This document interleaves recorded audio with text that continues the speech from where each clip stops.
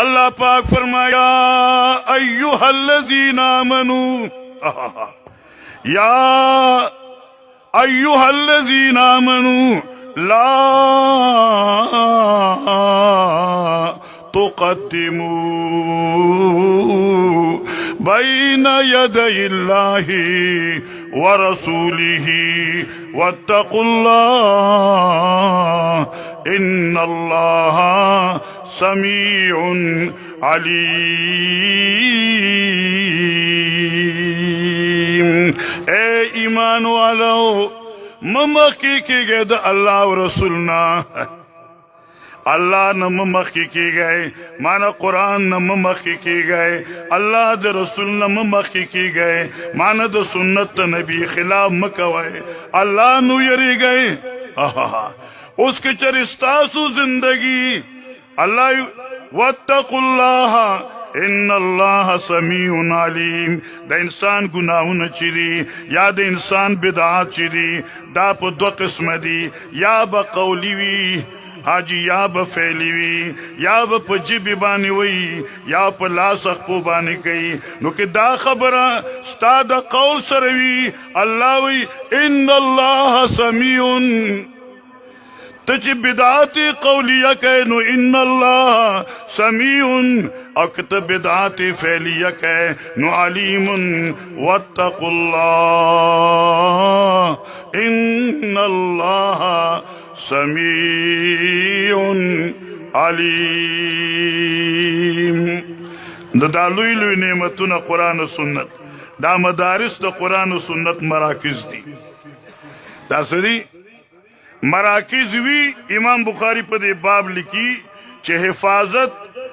یعنی علم دا سبب دا حفاظت دا دی دنیا دے چہ علم وی نو دنیا بوی علم وی نو دنیا بوی او علم وی علم بچ کی گی پا علماء سرا او دا علماء حفاظت دا اداری دی چہ اداروی علماء بجوڑی گی چہ علماء وی نو علم بوی او چہ علم خودے کی گی نو دنیا باقی وی نو دا دنیا بقا پا دے مدارسو بانے دا دے مدارسو وجود چلے دا انتہائی اہم او ضروری دے ہر مسلمان لپکار دی چھ دے مدارسو سرا او دے مدارسو والو سرا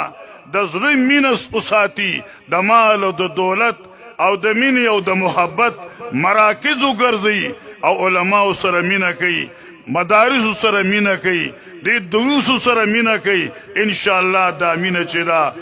اللہ اللہ. نبی علیہ السلام فرمائی المرء مع من احبا المرء مع من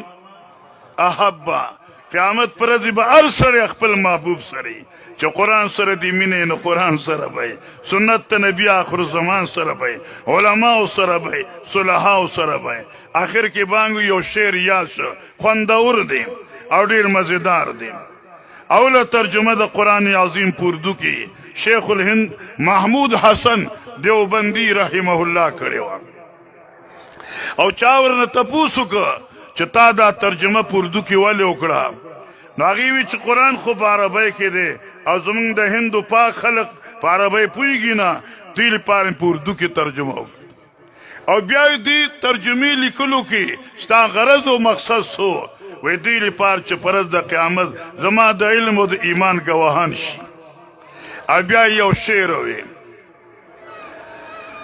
وی روزی قیامت ہر کسی